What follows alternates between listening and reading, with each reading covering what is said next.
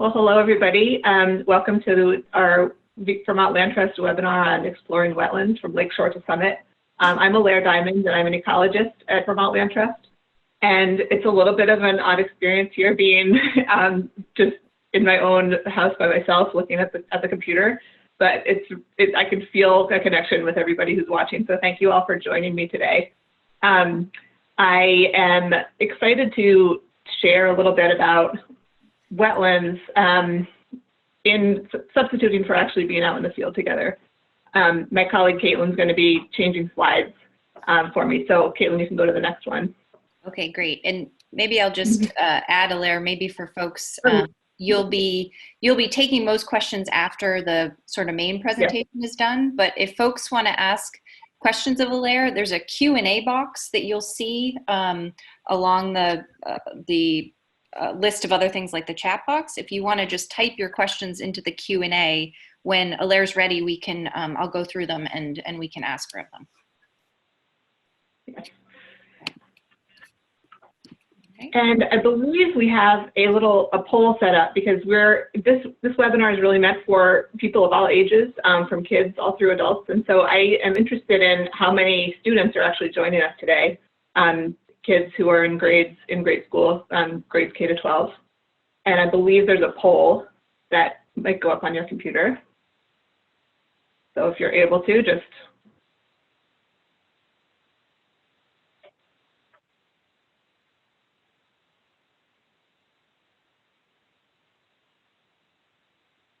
great. So it looks like mostly non-K to 12 students. So that's helpful for me to know as well. Thank you.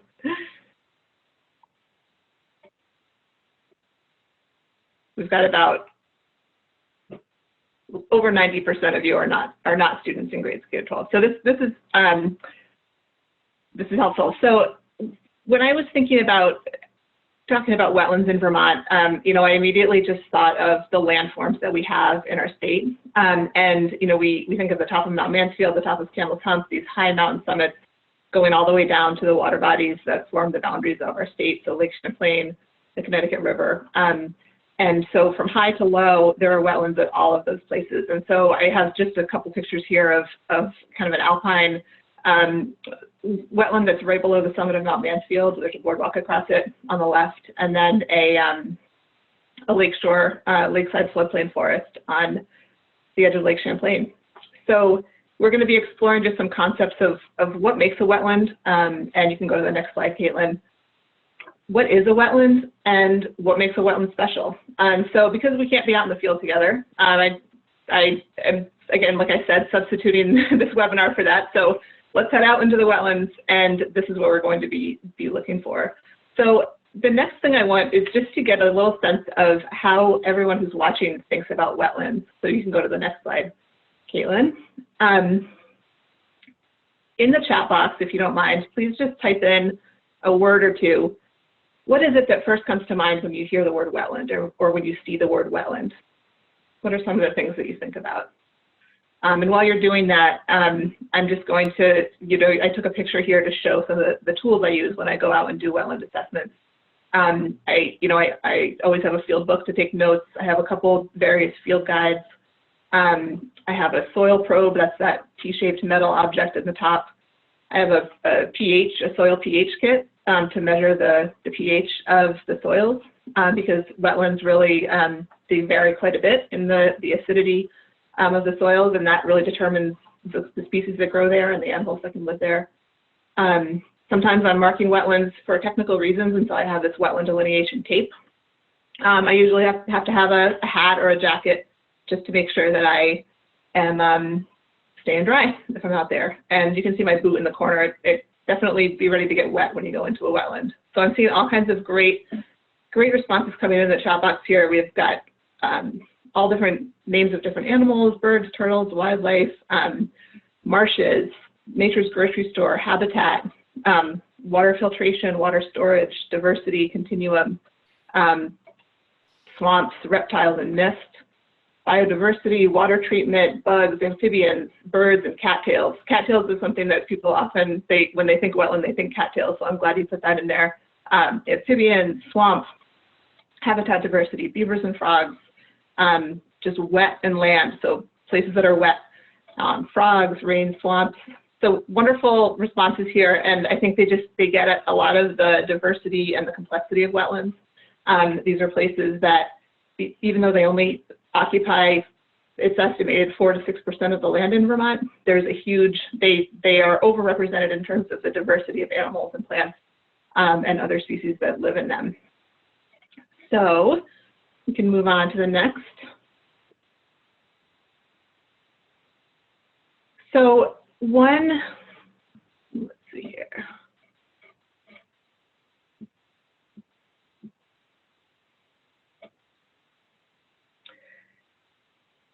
One of the two questions that I wanted to talk about today is what is a wetland? What makes a wetland? And in the technical sense, wetlands are wetlands when they have wetland hydrology, wetland plants, and wetland soils. They have to have all three of those things. So hydrology, meaning just how does water get into the wetland? How does it interact with the wetland? How does it affect the dynamics of that wetland over time? Plants are specific types of plants that are classified as wetland plants. They either only grow in wetlands or they are able to grow in wetlands as well as in non-wetlands. And then wetland soils, there's a whole class of soils that are classified as wetland soils. Today we're mostly I'm going to be sharing just some examples and stories with you of different kinds of wetland hydrology and wetland plants. We're not going to be talking too much about wetland soils today, but I'm excited to share sort of a range of Vermont's wetlands with you, tell some stories about them and how, kind of where they are in the landscape and how what kind of water really determines their functions, and just share a little bit about the diversity of those. So I have some pictures and some videos, and a lot of these I actually just took within the last week or two as I've been doing field work around the state. So next, we can go to the next. Oh, sure. I got a question. Can you tell us where the wetlands are? So this wetland is the one on that last slide is down in Hartford. Thanks. So this picture was in another wetland in Barnard, and I just took this because just getting at some of the unique qualities of wetlands. This is just a very general picture, and I'm going to be moving into talking about some more specific types of wetland natural communities in a minute. But one of the things that makes wetlands unique is that in the water and in the soil beneath, they're often low oxygen environments. And so you sometimes see just things around, things that are indicators of that hydrological situation, and the soils itself and the bacteria that live in those settings that indicate that there's a lack of oxygen. So one of the things that I see around wetlands a lot, and I've had questions from people, is this kind of like oily looking, metallic looking sheen on the surface of either shallow water or just like mud or muck itself. And people are worried about this. They think it might be oil or pollution. While there is a chance that wetlands can be polluted, of course, this particular situation is actually it's a byproduct of the respiration of bacteria that live in the wetland beneath in the organic matter at the bottom, below the water, in a very low oxygen environment where they're actually respiring using a byproduct of their respiration is iron. It's actually like it's called an iron sheen. So it's actually like a metallic sheen. One way you can tell that it's not in fact oil is you can stir it with a stick the way I was doing in this picture here. And you can see that metallic sheen is like breaking up like a really thin little film of metal. It's not kind of oozing and coming back together the way oil would if oil was on the surface of water. So I just threw that in there because it's a question that I get sometimes. And I think it's actually a really interesting answer. What you're seeing there is you're seeing an indicator of the low oxygen environment within the wetland and the bacteria that are living down in there. So let's move on to the next slide after that little interlude. And getting into the wetland hydrology and how that is, how that then determines what that wetland is, and what can live there and grow there. So when I think of hydrology, it's a complicated concept, but in general, what I ask myself is, where does the water come from, and how does it affect the wetland over time? So I think of kind of three big buckets of where water can come from. where water in a wetland can come from. And there's a variety of wetland types that are kind of driven by those three main types of kind of water entrance to the wetland. So the first type is, so when you think about where water comes from, I think about it first, like we think about it coming from the sky, right? Water is coming down as rain, it's coming down as snow, and then it lands everywhere on the land. Not every place on the land is a wetland. So that water either is falling directly on a place that is a wetland, or it's running over the surface of the ground to a wetland. And there are wetlands that are primarily determined by the surface water that comes into them. They don't have they are isolated essentially. So they're kind of a depression in the land, rain, snow, surface water is coming into them, and it's not necessarily leaving. One of the most interesting and pretty rare types of wetlands that it is affected by mostly surface water are bogs. So bogs this one is a kettle bog that's in Stowe, and it's actually like a kettle, which is a glacial feature, is sort of a shape like a kettle that you would put on your stove, shaped depression in the land with really no inlet or outlet, no stream coming in. So it has water coming in from all sides of that kettle, the land around it, but there's no outlet to it or outlet from it. And within that space, it's just, there's over time, over literally thousands of years, water's gathering, plants are growing, and they're not fully decomposing because the plants that are in there, mostly mosses, sedges, small shrubs, are just, there's low oxygen. And so oxygen is needed for the plants to decompose over time. The level of that kind of moss, plant, sedge, shrub substrate is building up, and that's forming a substance called peat. And so bogs they're called peatlands. They're one of a couple types of peatlands in Vermont, but they're really interesting to me because they are pretty isolated from their surroundings. And so the conditions in them are really driven by the conditions of the water that's coming in. And in our case, we've got water, the rainwater is slightly acidic. And then as the plant material is partially decomposing, that makes it an even more acidic environment. So bogs tend to be very, very acidic. This means that there's certain plants that grow there that don't grow in many other places. And then there's a lot of other plants that can't grow there because of the acidity. So we can go to the next slide here.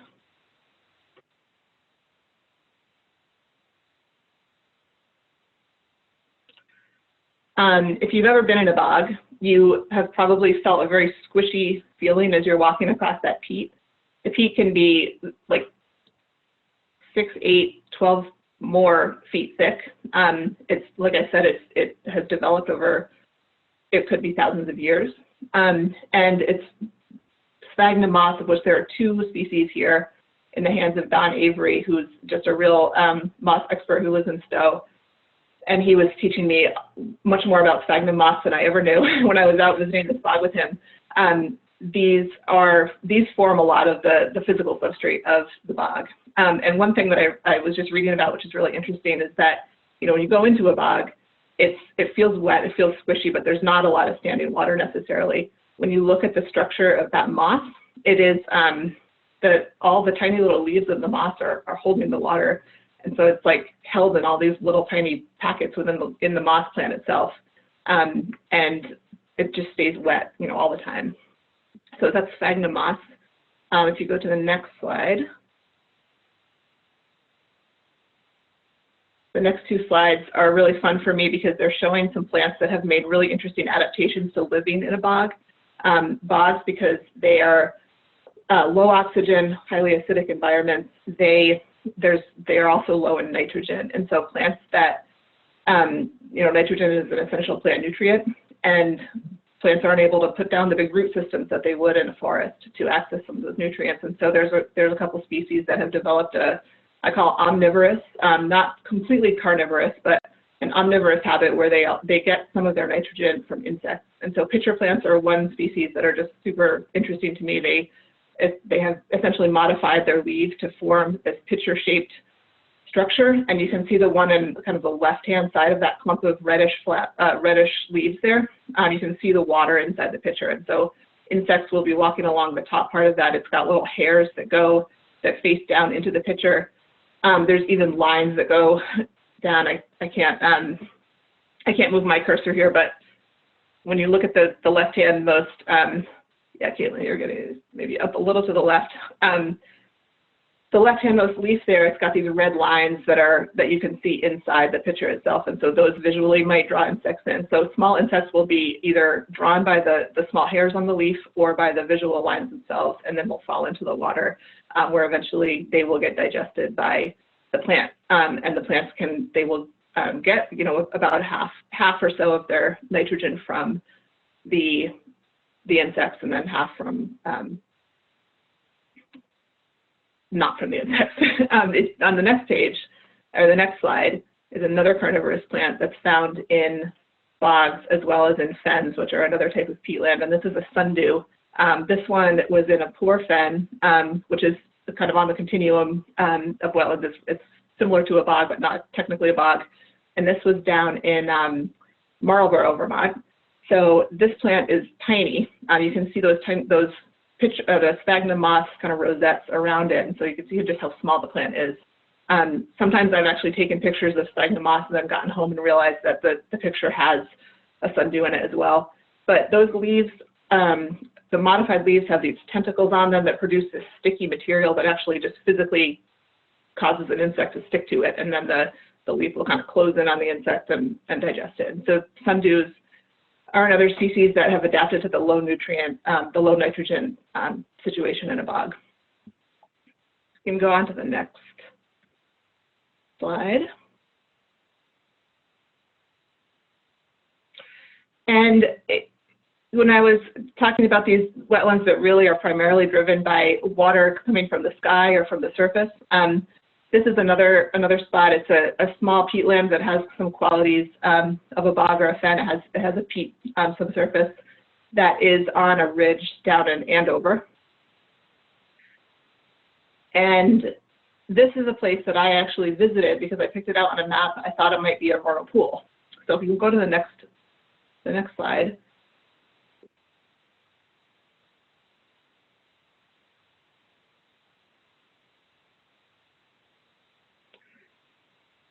So I think if you can think about what that last picture looked like, it was a little depression in the woods that was full of green, very vibrant looking perennial green vegetation that had built up on a pretty shallow layer of peat over time.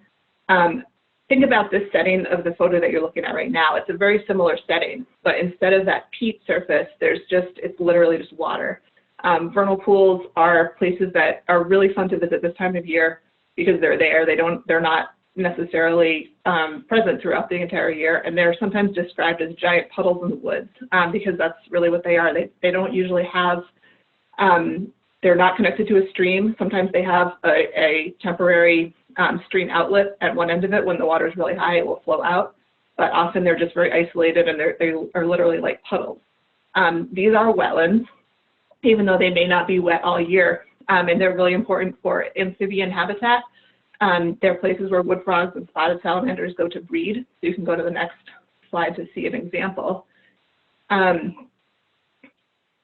these can be found in really anywhere in the state. The one that we just were looking at was a vernal pool in Jericho. And this picture is also from that same vernal pool. This is a clump of spotted salamander eggs.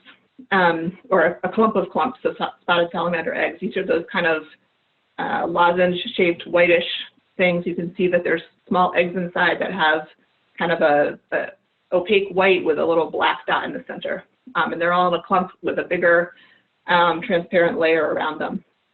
So these are where spotted salamanders go to lay their eggs. And then the salamanders spend really their entire lives within a few hundred feet of the pool where they were probably born, and then where they also lay their eggs. And so these are places that are really critical as wildlife habitat, not just for the salamanders. I mean, for wood frogs and for many other species that will come and actually feed on those eggs or the tadpoles or the larvae themselves. These eggs may have all been laid by one salamander or a couple of female salamanders. So really only one of them has to survive to become an adult for sort of the replacement to keep the population stable. Go to the next slide. This is a photo I just took last week in a vernal pool in Hartford, and there's a log, sort of a partly decomposed log under the water that has some sort of black dots on it, and it's not a great picture. But if you go to the next slide, these are really this pool was full of hundreds, if not thousands, of this really, really interesting insect that is found in vernal pools. This is a type of caddisfly. What you're actually seeing just looks like a bunch of hemlock needles, but in the center of it, there's sort of a dark hole, and this is a case that is created and constructed by a larva of a particular species of caddisfly that lives in vernal pools. And so this particular vernal pool in Hartford just had, like I said, hundreds to thousands of them. If we go to the next slide, I'm hoping there's a video that will work, because in that case that was just in my hand in the last picture, there was a little creature inside. It wasn't happy that I was holding it, but as I held it and it got a little more comfortable, it emerged and did sort of what I think of as like a pull up on my thumb there. So these are creatures that are indicative of these temporary wetlands. This is a larva, so it's going to hatch into an adult insect, and really reliant on this particular type of woodland habitat. And we can move to the next slide.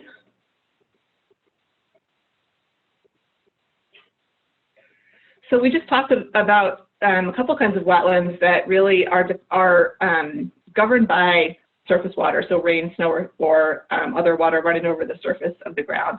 Another place that wetlands can get their water, and that can really define a lot about what kind of wetland they are. They can get their water from the ground itself. So these are called seepage wetlands. The water will emerge as groundwater after being in contact with potentially bedrock or deeper layers of soil. And so often seepage wetlands are really, they can have a lot of diversity. They can have particular species of plants that are really indicators of mineral nutrients that plants that wetlands that are just determined by surface water would not have access to those mineral nutrients, because the nutrients are associated with the bedrock beneath. So this is a woodland seep. This is down in Andover. And you can walk around a seep and you can actually find places at the edge where the water is literally kind of bubbling up out of the ground. These are often very, very, very soft. They're very sensitive places. You can walk in and you can lose a boot in them. It's happened to me before. And the soil there can be very, very highly organic and very, very fine. Go to the next slide. So there's groundwater seeps, and then sometimes these in areas where there's kind of dispersed groundwater seepage, there are seepage wetlands.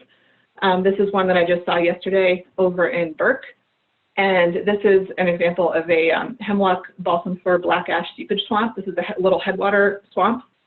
So there's multiple areas of groundwater seepage around the edge and in the swamp itself, and all of that is bringing water to the surface that is creating that particular wetland. And then there's some water that is actually leaving the wetland and funneling into a small stream that then moves down slope. So a couple species that grow here, there's a little balsam fir tree in the lower left. And then most of the trees, the deciduous trees that are just got those pale trunks, are black ash.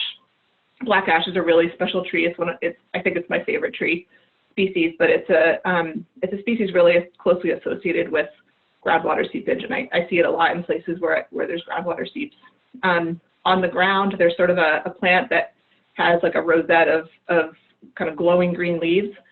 That's a plant called swamp saxifrage that is often found in these wetlands too. And then on the next slide, there's another very small species. This is a plant called golden saxifrage. And golden saxifrage it's tiny. I think you can look for scale in there and just see that there's like tiny little twigs around it to see how small it is. This is a plant that grows as kind of a carpet.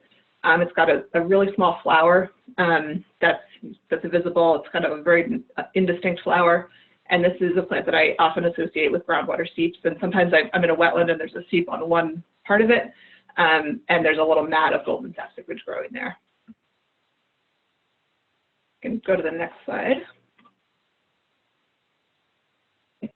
So on this one, this is a really like a lovely type of wetland. It's not the greatest picture, but I like it because it shows a few of the different species you see here. A rich fen is a peatland, so it has some qualities that it in sort of structure that it shares with the bog, in that there's a peaty surface to it, and you can walk in it and it feels kind of squishy in that same way. But these are different from bogs in that where bogs are often, they're really determined by the surface water or the rain. Rich fens have a groundwater seepage influence. So there's a different suite of species that grow there, and one of those is tamarack trees in or around rich fens. And this is the branches that you see going through the photo here are tamarack. The yellow plant in the background is Marsh Marigold. So this was a rich fen in Topsom that I visited a few years ago. So there are just like these very small openings in the woods. Sometimes they serve as headwaters, and there's a small stream that leaves them. Okay, I think this is a video.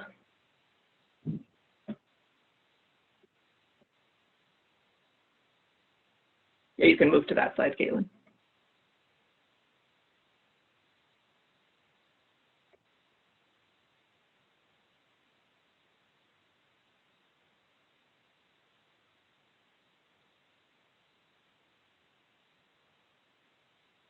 So the video is a little bit, it's a little jerky, but this is a beautiful beaver wetland complex that I was visiting last week in Hartford. It's right near where that vernal pool was that we just were looking at.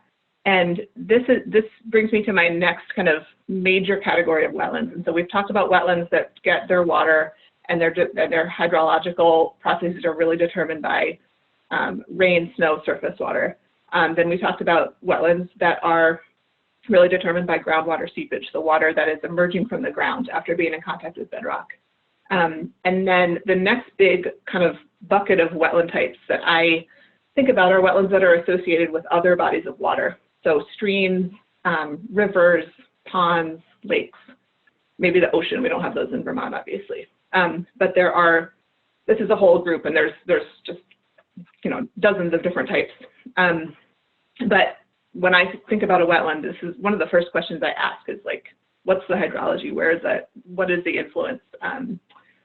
Where's it coming from? So in this case, this is a big beaver wetland complex in Hartford, and wetlands that are associated with streams and ponds and lakes, they have some different qualities than some of the ones that we were talking about before. So in general, they can be, what's the word I'm looking for? They're subject to influence from seasonal changes in the levels of those water bodies. So if there's a stream or a river that floods and the water level goes up and down, the wetland will be impacted in that way as well. You can go to the next slide.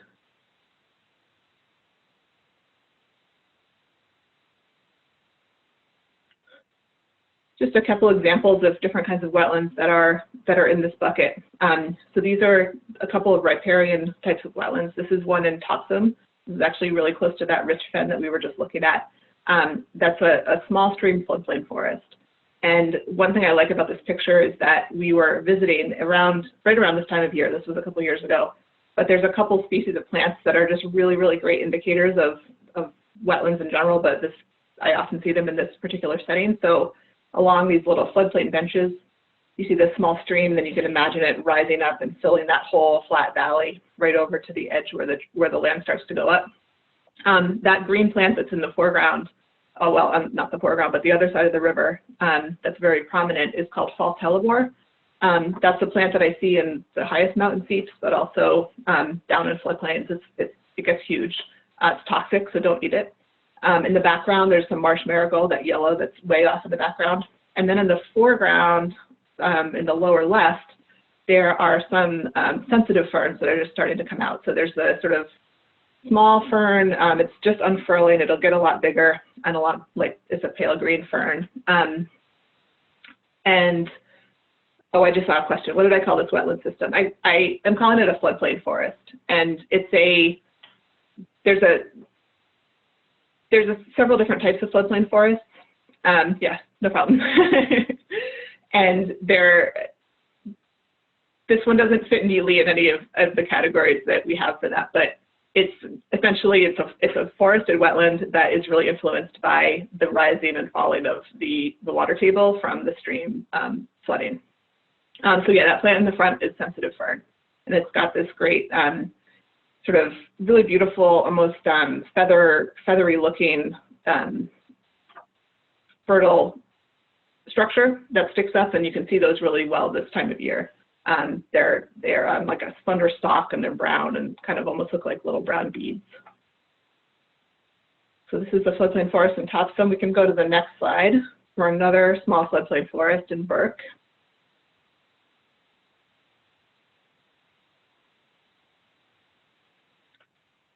And this is one that has a lot of black ash in it. I just snapped this picture yesterday when I was doing field work over in Burke.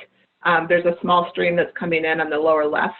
And you can just imagine that in a few weeks later in the summer, this may not have standing water in it at all. But the fact that the water's coming in and you can see the fine sediment throughout that area, that is all being brought down, and it's really determining what we'll be able to grow here. And so I imagine that this will have they'll probably have jewelweed, which is an annual plant that grows in really kind of all over in wet places. And possibly some other things as well. These are, I think, one thing that I want to make really clear about wetlands is that, especially the riparian wetlands, is they're very dynamic. So there may be a floodplain forest that gets kind of carved out a little bit by a particularly big flood, and then later there may be sediment that's deposited on it. And so these are really subject to erosion, deposition, and they can change in that way. But they're associated with a river system that in general, is going to occupy a particular area. The particular areas of wetland within that river system may move and change over time. Just saw a question about black ash, and yes, it is affected by emerald ash borer. It's actually, studies are showing that it is more susceptible to emerald ash borer than other species of ash, and possibly because it has really like softer bark, but there may be other reasons as well. One thing that I think is interesting to see about a floodplain wetland is when you look at the bases of all those ash trees in this picture, you see that there's like a moss, the base of the tree has some moss on it, and it's a similar level on all the different trees. This is called a moss trim line, and this is one indicator of wetland hydrology, that it's just a wetter environment down low, and the moss is able to grow there. And you can see what the average kind of high, what the flood level is by looking at that moss. You can go to the next picture.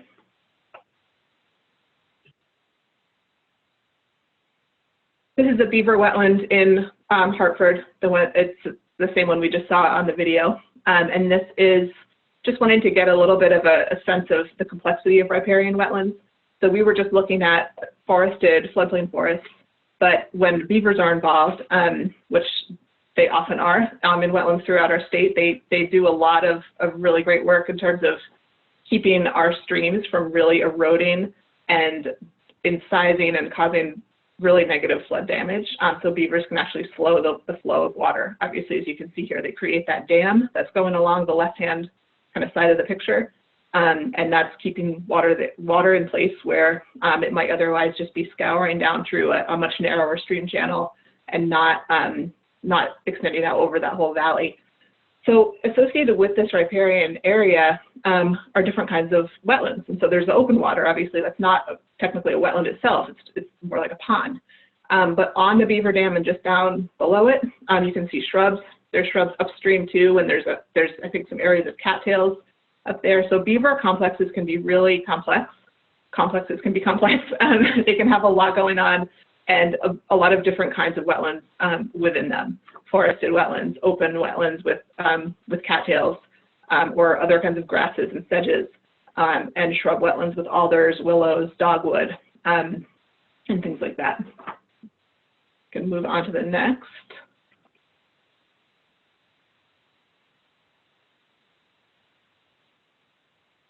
So this is a little video I just took. I love looking at interactions between species in anywhere, but really particularly in wetlands. And as I was getting ready for this talk, I happened to find this very, very freshly cut tree. The beavers had cut it down. You can see their tooth marks all over. You can see the sap that's still coming out from the tree, that the wet part on the right-hand side of that.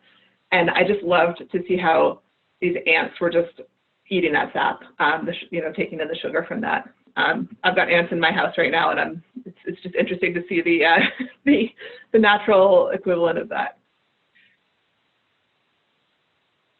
You can move on to the next one.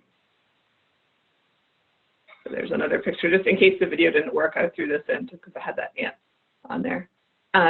We can go to the next slide. This is an alder swamp. So another type of wetland that's really dominated by this shrub. So it can be quite a large shrub. This is an alder swamp that was in a beaver wetland complex in, where was that, in Newport. And you can go to the next. This is a wetland that's on a farm in Enosburg. I'm not sure actually if it has a beaver history, but it looks like it might. It's got a lot of, got those older stumps in it. If beavers were here, it was a while ago, but the smaller trees are, a bunch of those are alders. You can go to the next slide.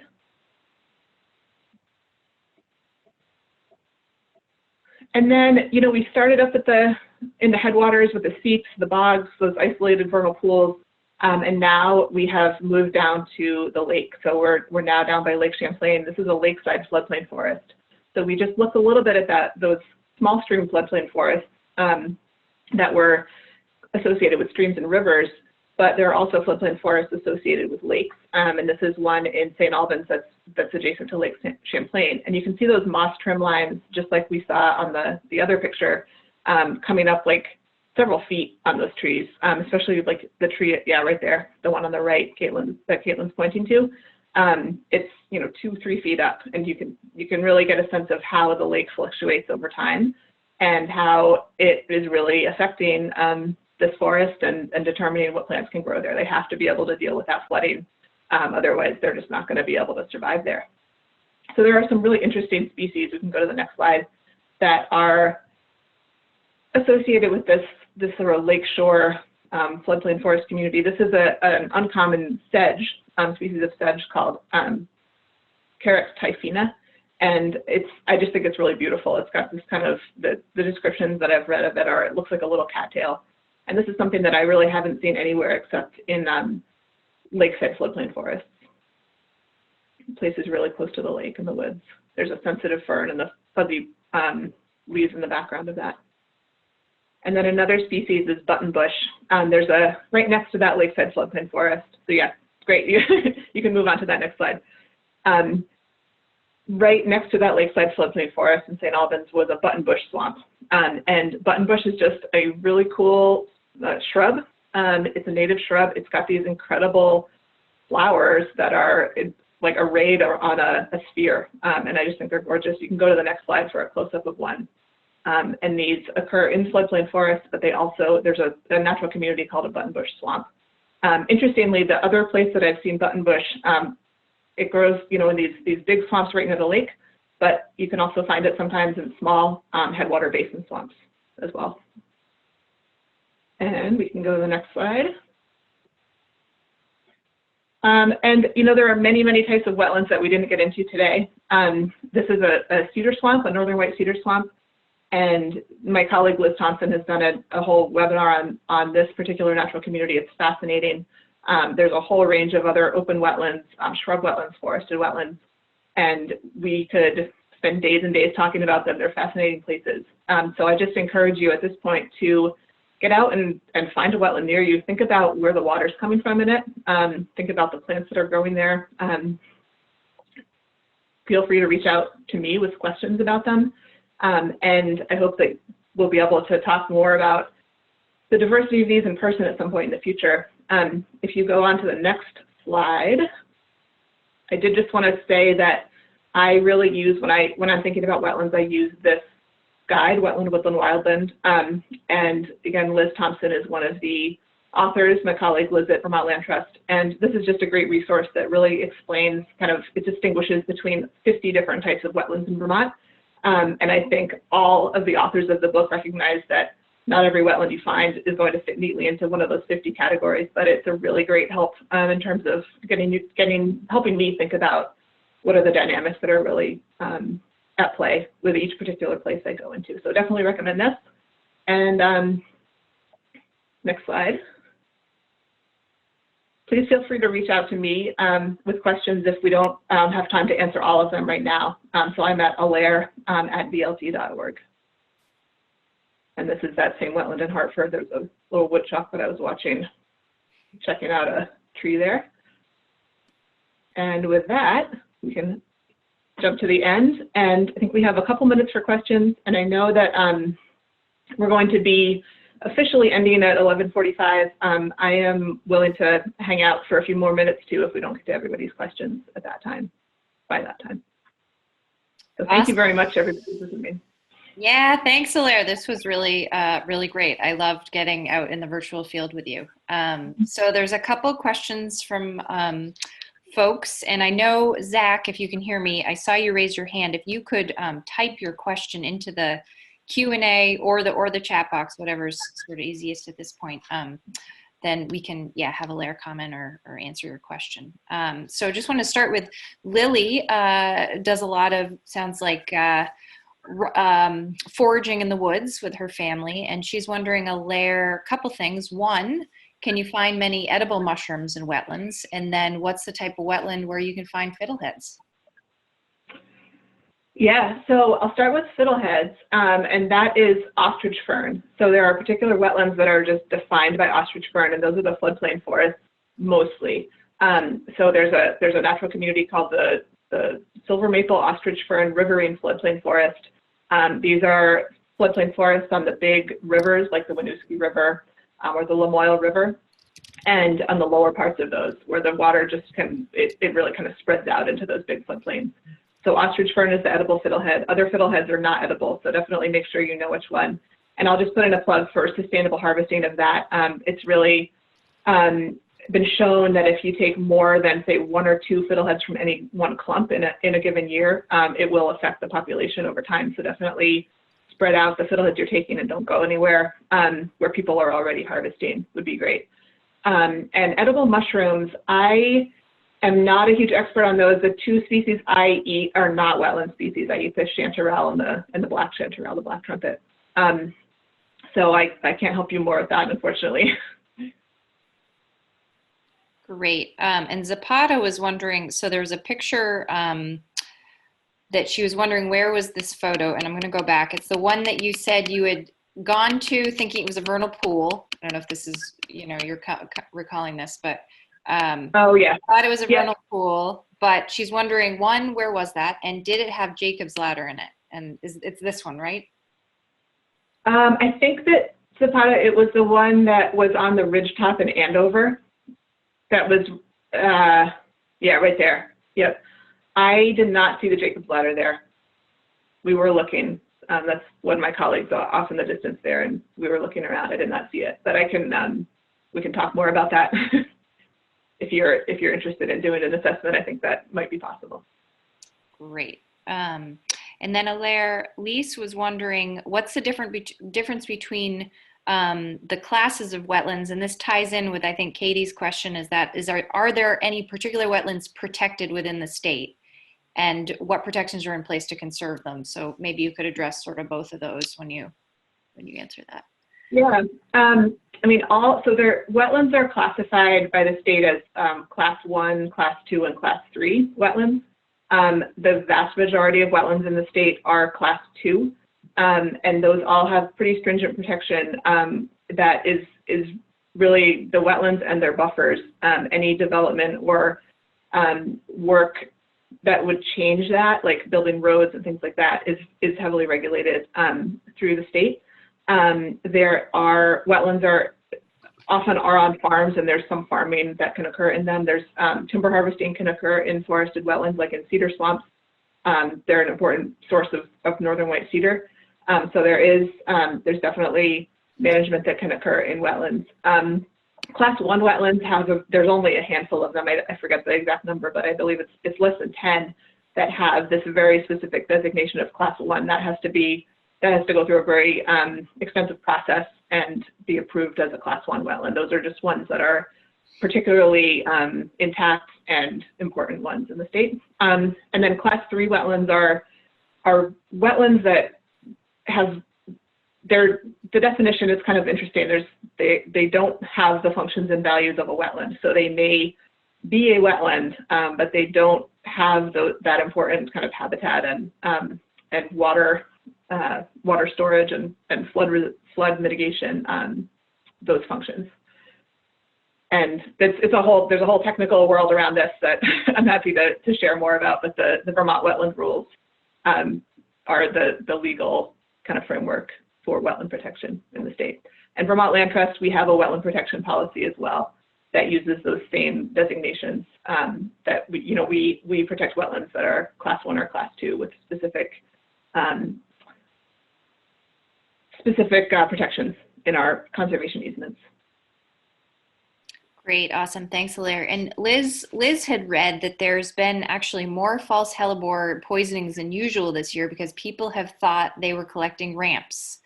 Yikes. So could you help people distinguish them? And I'll see if I can get to that slide. It's a little hard because it's far away, but maybe you could provide some tips. This is really important, and I actually have someone shared a personal story with me several years ago of that exact situation. So false hellebore, if you had ramps and false hellebore side by side, I don't think it's really possible to confuse them. But if you haven't seen them both together, it can be hard, especially if the false hellebore is just coming up. So you can see that the false hellebore, in this picture, they're far away, but they're probably 18 inches high or so. It's a stalk that has multiple leaves coming out. And the leaves, when you get up close to them, they're sort of folded, like kind of corrugated almost looking, and they're very wide. When you are looking at ramps, it's one or two leaves coming up out of the ground. They don't have that kind of corrugated kind of form, and they're much smaller, although I guess I've seen them up to 10 inches or so long. They have an extremely heavy smell of kind of like onion garlic. So if there's any question at all, a ramp is going, like my son and I were out recently, we picked a couple ramps and drove home, and our whole car smelled like onions and garlic. So if you're not getting that experience from it, definitely do not eat it. But it is, I think when the false hellebore is first coming out of the ground, at a certain point, it's maybe the same size as a ramp. But definitely look those up and be careful. But if it doesn't have a super strong smell of onions and garlic, then stay away from it if you're looking for ramps. Great, thanks, Hilaire. And Maggie was wondering, what's something you're currently excited to be learning more about related to wetlands? Species, geological features, soil types? Yeah. I missed the first part of the question there. Yeah, okay, so it's Maggie's wondering, what's something you're currently excited to be learning more about? And she said, something like, is it wetland species, geological features, soil types, that sort of thing? Yeah. I guess for me, it's hard to separate out like those specific things. I am just always really interested in sort of where a wetland is. When I start out my process when I'm doing ecological assessments by looking at maps and photos, aerial photos and topographic maps. And I often try to like predict kind of where the wetland might be when I go out and do my assessment, especially for things like vernal pools and fens and really small wetlands like that. And it's always really interesting to me to think about kind of what are the combination of factors that might cause a place to be a wetland and or not. And I guess the geology is really a part of that, because there are places where you might have a vernal pool. And I actually took a picture like this last week, but it didn't come out as clear enough for me to show it in this presentation. But that vernal pool that I was showing you, the one that's in Hartford, or sorry, I guess, yeah, there was the one that had like all the caddisfly larvae. Right next to it, it was kind of in a little basin with a little ridge going along it. And then just on the other side of that ridge, there was another little basin that was totally dry, and there was no vernal pool there. It was, you know, really close by, like within 100 to 200 feet. Otherwise looked like it could hold water. But I wasn't, you know, why was there a vernal pool in one spot and not in another? And there's something I'm just interested in sort of what factors, and I have to think it's something with the geology and the drainage beneath that caused the water to remain in one place and not in another. So that's something that's fun to think about. Cool, that's great, Alaire. So that was all the questions that I saw. So I guess, Angie, I don't know if you have some comments that you want to add before we wrap up. Yeah, if you don't mind, Caitlin, on the last slide, there should be like the roundup of like upcoming events. And I just wanted to pull attention to that. Thank you for everyone who joined on Zoom and on Facebook, and I'm always really excited to see all the great questions that come in and just the engagement that happens, and we're so excited to be able to connect with you this way. Of course, thank you, Alaire, for putting on such a great presentation and bringing us like virtually around the state. That was really fun. Just so everyone knows, if you registered for this webinar, you'll be getting a post survey, and it just helps us understand where you're coming from and what kind of programming we can provide that would fit your interests and your needs. So definitely take a couple minutes to fill that out and check out vlt.org to see all our upcoming events, and we have more information on there, educational content, recreation map, that sort of thing. So please visit us on our website. And if you want to revisit this webinar or see any of our past ones that we've done, you can visit us on YouTube as well. So just search Vermont Land Trust on YouTube and you'll be able to access all that content. So thank you again to everyone who came, and we hope to see you again soon.